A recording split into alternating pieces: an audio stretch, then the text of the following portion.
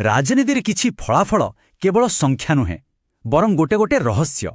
2024ରେ ବିଜେପୁରର ଯେଉଁ ଫଳାଫଳ ଆସିଲା, ତାହା ଠିକ୍ ସେମିତି ଗୋଟେ ପ୍ରହେଳିକା।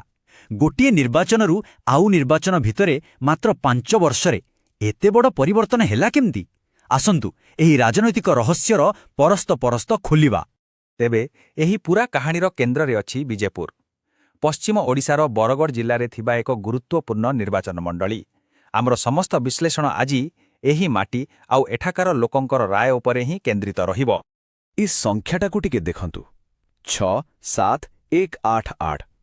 ଏମିତିରେ ତ ଗୋଟେ ସାଧାରଣ ସଂଖ୍ୟା, କିନ୍ତୁ ଏହା ପଛରେ ଲୁଚି ରହିଛି ବିଜେପୁରର ପୂରା ରାଜନୈତିକ କାହାଣୀ।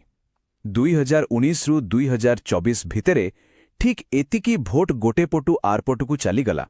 ଏତେ ବଡ଼ ପରିବର୍ତ୍ତନ ହିଁ ଆମର ଆଜିର ଆଲୋଚନାର ମୂଳବିନ୍ଦୁ। ଏହି ପ୍ରହେଳିକାକୁ ଭଲ ଭାବରେ ବୁଝିବା ପାଇଁ ଆମେ 6ଟି ପାହାଚ ଦେଇ ଆଗକୁ ବଢ଼ିବା। ପ୍ରଥମେ ସମସ୍ୟାଟା କ'ଣ ତାକୁ ଚିହ୍ନିବା, ତାପରେ ସେଠାକାର ମାଟି ଆଉ ମଣିଷଙ୍କ କଥା ବୁଝିବା, ତାପରେ ସଂଖ୍ୟା କ'ଣ କହୁଛି ଦେଖିବା, ଲୋକଙ୍କ ମନର କଥା ଶୁଣିବା, ଆଗକୁ କ'ଣ କରାଯାଇପାରେ ତାର ଗୋଟେ ରାସ୍ତା ଖୋଜିବା, ଆଉ ଶେଷରେ ବିଶ୍ୱାସ ଜିତିବାର ପ୍ରକୃତ ଅର୍ଥ ବୁଝିବା। ତେବେ ଆରମ୍ଭ କରିବା ଆମର ପ୍ରଥମ ପର୍ଯ୍ୟାୟ। କଥା ହେଉଛି 2019ରେ ଯେଉଁ ଦଳ ପାଇଁ ଜନମତର ସୁନାମି ଆସିଥିଲା, ମାତ୍ର 5 ବର୍ଷ ଭିତରେ ସେହି ସୁନାମିର ପାଣି ଓହରିଗଲା କେମିତି? ଆସନ୍ତୁ ଏହି ଆଶ୍ଚର୍ଯ୍ୟଜନକ ପରିବର୍ତ୍ତନକୁ ଟିକେ ପାଖର ଦେଖିବା। ଦେଖନ୍ତୁ, ଏହି ଦୁଇଟି ଫଳାଫଳ ହିଁ ପୂରା କାହାଣୀ କହିଦେଉଛି। 2019ରେ ବିଜେଡିର ବିଜୟର ବ୍ୟବଧାନ ଥିଲା 57,000ରୁ ଅଧିକ ଭୋଟ, ଗୋଟେ ପ୍ରକାର ଏକତରଫା ବିଜୟ। ଆଉ ଠିକ୍ 5 ବର୍ଷ ପରେ 2024ରେ ବିଜେପି ଜିତିଲା 10,000ରୁ ଅଧିକ ଭୋଟରେ। ଏତେ ବଡ଼ ଓଲଟାପାଲଟ କ'ଣ ଦର୍ଶାଉଛି? ଦର୍ଶାଉଛି ଯେ ବିଜୁପୁରା ରାଜନୀତି କେତେ ଗତିଶୀଳ। ହଁ, ଏଇଟା ହିଁ ସବୁଠୁ ବଡ଼ ପ୍ରଶ୍ନ। ଭୋଟର ତ ସେଇମାନେ, ଭୋଟ ଦେବାକୁ ବି ସେମିତି ଆସିଲେ। ତାହେଲେ ଏମିତି କ'ଣ ବଦଳିଗଲା? ଆମେ ଏବେ ଘଟଣାରୁ ବାହାରି ତାର କାରଣ ଭିତରକୁ ଯିବା।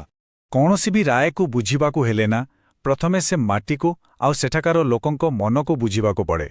ଏହି ପର୍ଯ୍ୟାୟରେ ଆସନ୍ତୁ ବିଜେପୁରର ସମାଜ ଆଉ ଭୋଟରଙ୍କ ମନସ୍ତତ୍ୱକୁ ବୁଝିବାକୁ ଚେଷ୍ଟା କରିବା।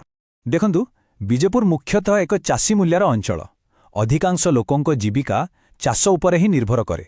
ଏହାଛଡ଼ା ଏଠାରେ ପ୍ରାୟ 19% ଅନୁସୂଚିତ ଜାତି ଆଉ 19% ଅନୁସୂଚିତ ଜନଜାତିର ଲୋକ ରୁହନ୍ତି। ତ ଏହି ସାମାଜିକ ଗଠନ ଏଠାକାର ରାଜନୀତିକୁ ବହୁତ ପ୍ରଭାବିତ କରେ। ଆଉ ଗୋଟେ ବଡ଼ କଥା ହେଲା, ଏଠାରେ ମତଦାନର ହାର ସବୁବେଳେ ପ୍ରାୟ 80% ରହିଆସିଛି। ଏହାର ଅର୍ଥ କ'ଣ? ଏହାର ଅର୍ଥ ହେଲା ଏଠାକାର ଲୋକମାନେ ରାଜନୈତିକ ଭାବେ ଉଦାସୀନ ନୁହନ୍ତି। ସେମାନେ ବହୁତ ସଚେତନ ଆଉ ନିଜର ମତ ଦେବାକୁ ସବୁବେଳେ ଆଗେଇ ଆସନ୍ତି। ଏବେ ଆସନ୍ତୁ ସିଧା ତଥ୍ୟ ଆଉ ସଂଖ୍ୟା ଉପରକୁ, କାରଣ ସଂଖ୍ୟା କେବେ ମିଛ କହେନା। ଏଠାକାର ସଂଖ୍ୟା ଏମିତି ଏକ ଭୋଟରଙ୍କ କାହାଣୀ କହୁଛି, ଯିଏ କୌଣସି ଗୋଟିଏ ଦଳର ବନ୍ଧା ଗ୍ରାହକ ନୁହେଁ, ବରଂ ପ୍ରତିଥର ଭାବିଚିନ୍ତି ନିଜ ବିବେକରେ ଭୋଟ ଦେଇଥାଏ। ବିଜେପୁରର ଇତିହାସ ଦେଖିଲେ ଆପଣ ଜାଣିପାରିବେ, ଏହି ଆସନ କେବେ କାହାର ସ୍ଥାୟୀ ଗଡ଼ ହୋଇ ରହିନାହିଁ। ଦଳ ବଦଳିଛି, ନେତା ବଦଳିଛନ୍ତି। 2014ରେ ଯେଉଁଠି ମାତ୍ର 458 ଭୋଟରେ ହାରଜିତ ହେଉଥିଲା, 2019ରେ ସେଇଠି ବ୍ୟବଧାନ 57,000 ପାର କରିଗଲା। ଏଥିରୁ ହିଁ ଏହି ଆସନର ଅସ୍ଥିର ଚରିତ୍ର ସ୍ପଷ୍ଟ ଜଣାପଡ଼େ। ଗତ 3ଟି ନିର୍ବାଚନର ଏହି ଟେବୁଲକୁ ଟିକେ ଭଲ ଭାବେ ଦେଖିଲେ ଆମେ ସ୍ପଷ୍ଟ ବୁଝିପାରିବା ଯେ ଭୋଟ ବ୍ୟବଧାନ କେମିତି ତଳ ଉପର ହୋଇଛି। ପ୍ରତି 5 ବର୍ଷରେ ମତଦାତା ନିଜ ପସନ୍ଦକୁ ଏମିତି ବଦଳାଇଛନ୍ତି, ଯାହା ସେମାନଙ୍କର ସ୍ୱାଧୀନ ଚିନ୍ତାଧାରାକୁ ହିଁ ପ୍ରମାଣିତ କରୁଛି। ଆଉ ଏହି ଚାର୍ଟଟା ହେଉଛି ସେହି ପରିବର୍ତ୍ତନର ସବୁଠୁ ସ୍ପଷ୍ଟ ଚିତ୍ର। ଦେଖନ୍ତୁ, 2019ରେ ବିଜେଡିର ଭୋଟ ସେୟାର କେତେ ଉପରେ ଥିଲା, ଆଉ 2024ରେ ସେହି ଭୋଟ କେମିତି ଭାଙ୍ଗିଯାଇ ବିଜେପି ଆଡ଼କୁ ଚାଲିଗଲା। ଏଥିର ପୂରା କାହାଣୀଟା ପାଣି ଭଳି ସଫା ଦିଶୁଛି। ଠିକ୍ ଅଛି, ତଥ୍ୟ ଆଉ ସଂଖ୍ୟା ତ ଆମକୁ ଫଳାଫଳର ଗୋଟେ ଚିତ୍ର ଦେଲା, କିନ୍ତୁ ପ୍ରକୃତ କାରଣ ଲୁଚି ରହିଥାଏ ଲୋକଙ୍କର ଅନୁଭୂତି ଭିତରେ, ତାଙ୍କ ଅଭାବ ଅସୁବିଧା ଭିତରେ। ଏବେ ଆସନ୍ତୁ ସେହି ମାନବୀୟ କାହାଣୀକୁ ଶୁଣିବା। ବିଜେପିର ପ୍ରଚାରର ମୂଳ ମନ୍ତ୍ର ଥିଲା ଏଇ କେଇଟା ଶବ୍ଦ: ପାଣି ନାହିଁ, ଡାକ୍ତର ନାହାନ୍ତି, ମାଷ୍ଟର ନାହାନ୍ତି। ଏଗୁଡ଼ା ଖାଲି ରାଜନୈତିକ ସ୍ଲୋଗାନ ନଥିଲା, ଏଗୁଡ଼ା ଥିଲା ବିଜୁପୁର ଲୋକଙ୍କର ଲାମ୍ବା ଦିନର କଷ୍ଟର ପ୍ରତିଧ୍ୱନି, ଯାହା ସିଧାସଳଖ ଭୋଟରଙ୍କ ମନକୁ ଛୁଇଁଥିଲା। ଏ ସମସ୍ୟାଗୁଡ଼ିକ ଖାଲି କାଗଜପତ୍ରରେ ନଥିଲା, ଲୋକମାନେ ଏହାକୁ ପ୍ରତିଦିନ ଭୋଗୁଥିଲେ। ବରପାଲିର ଚାଷୀ ପାଣି ପାଇଁ ଡହଳ ବିକଳ ହେଉଥିଲା, ବିଜେପୁରର ଲୋକ ଖଣ୍ଡେ ଭଲ ରାସ୍ତା ପାଇଁ ଚିନ୍ତିତ ଥିଲା, ଆଉ ଗାଇସିଲେଟରର ଯୁବକ ଚାକିରି ପାଇଁ ବ୍ୟସ୍ତ ଥିଲା। ଏହି ସ୍ଥାନୀୟ ସମସ୍ୟାଗୁଡ଼ିକ ହିଁ ରାଜ୍ୟସ୍ତରୀୟ ଯୋଜନା ଉପରେ ଶେଷରେ ଭାରି ପଡ଼ିଗଲା। ତ ଲଢ଼ାଇଟା ଥିଲା ଦୁଇଟା ଅଲଗା ଅଲଗା କାହାଣୀ ଭିତରେ। ଗୋଟେପଟେ ବିଜେଡି ନେତାଙ୍କର ଲୋକପ୍ରିୟତା ଆଉ ରାଜ୍ୟସ୍ତରୀୟ ଯୋଜନା ଉପରେ ଭରସା କରୁଥିଲା, ଆଉ ଅନ୍ୟପଟେ ବିଜେପି ସ୍ଥାନୀୟ ଅବହେଳାକୁ ବିଶ୍ୱାସଘାତର ରୂପ ଦେଇ ଲୋକଙ୍କ ସହ ଏକ ଭାବନାତ୍ମକ ସମ୍ପର୍କ ଯୋଡ଼ି ପାରିଥିଲା। ତେବେ ଏହି ପୂରା ଘଟଣାରୁ ଆମେ କ'ଣ ଶିଖିଲେ? ଜଣେ ନେତା ବା ଗୋଟେ ଦଳ ଲୋକଙ୍କ ବିଶ୍ୱାସକୁ ବଜାୟ ରଖିବା ପାଇଁ କ'ଣ କରିବା ଦରକାର? ଆସନ୍ତୁ ଏକ ସମ୍ଭାବ୍ୟ ରଣନୀତିର ଢାଞ୍ଚା ଉପରେ ନଜର ପକାଇବା। ଏହି ରଣନୀତିକୁ ଆମେ ଚତୁର୍ମୁଖ ସିଦ୍ଧାନ୍ତ ବୋଲି କହିପାରିବା। ଏହା ଏମିତି ଏକ ବ୍ୟବସ୍ଥା ଯାହା କେବଳ ଜନମତ ଜିତିବା ପାଇଁ ନୁହେଁ, ବରଂ ସେହି ବିଶ୍ୱାସକୁ ବଜାୟ ରଖିବା ପାଇଁ ଏକ ସ୍ପଷ୍ଟ ରାସ୍ତା ଦେଖାଇଥାଏ। ଏହାର 4ଟା ମୁଖ୍ୟ ସ୍ତମ୍ଭ। ପ୍ରଥମେ, ସଠିକ୍ ନିର୍ବାଚନୀ ରଣନୀତି। 2ରେ, ତୃଣମୂଳ ସ୍ତରରେ ମଜବୁତ ସଂଗଠନ। 3ରେ, ଲୋକଙ୍କ ମନକୁ ଛୁଇଁଲା ଭଳି ବାର୍ତ୍ତା। ଆଉ 4ରେ, ସମ୍ବଳର ଠିକ୍ ବ୍ୟବହାର।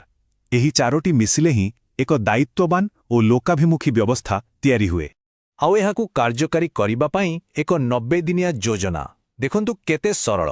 ପ୍ରଥମ ମାସରେ ଖାଲି ଲୋକଙ୍କର କଥା ଶୁଣନ୍ତୁ। ଦ୍ୱିତୀୟ ମାସରେ ସେମାନଙ୍କ ପାଇଁ କାମ ଆରମ୍ଭ କରନ୍ତୁ। ଆଉ ତୃତୀୟ ମାସରେ ନିଜ କାମର ହିସାବ ନେଇ ତାଙ୍କ ପାଖକୁ ଯାଆନ୍ତୁ। ଏହା ହିଁ ଲୋକଙ୍କ ନିରାଶାକୁ ସମର୍ଥନରେ ବଦଳାଇବାର ପ୍ରକୃତ ରାସ୍ତା। ତେବେ ଆସନ୍ତୁ ଏହି ସମ୍ପୂର୍ଣ୍ଣ ବିଶ୍ଳେଷଣର ଶେଷ କଥାକୁ ଆସିବା। ବିଜେପୁରର ଫଳାଫଳ ଆମକୁ ଗଣତନ୍ତ୍ରର ସବୁଠୁ ବଡ଼ ଶିକ୍ଷା ଦେଇଛି। ଗୋଟେ କଥା ସବୁବେଳେ ମନେ ରଖିବାକୁ ହେବ, ଲୋକଙ୍କର ସମର୍ଥନକୁ କେବେ ବି ସ୍ଥାୟୀ ବୋଲି ଭାବିବା ଉଚିତ ନୁହେଁ। ଏହା ଏକ ବିଶ୍ୱାସ ଯାହାକୁ ଭଲ କାମ କରି, ସଚୋଟ ରହି ଆଉ ଦାୟିତ୍ୱବାନ ହୋଇ ପ୍ରତିଦିନ ନବୀକରଣ କରିବାକୁ ପଡ଼ିଥାଏ। ଆଉ ଏହି ଶକ୍ତିଶାଳୀ ବାକ୍ୟ ସହିତ ଆମେ ଆଜିର ଆଲୋଚନାକୁ ଶେଷ କରୁଛେ। ରାଜନୀତିରେ ଭିଡ଼ ଆଉ କୋଳାହଳ କିଛି ସମୟ ପାଇଁ ରହିପାରେ, କିନ୍ତୁ ପ୍ରକୃତ ଆଉ ସ୍ଥାୟୀ ବିଜୟ କେବଳ ଲୋକଙ୍କ ବିଶ୍ୱାସ ଅର୍ଜନ କରି ହିଁ ମିଳିଥାଏ।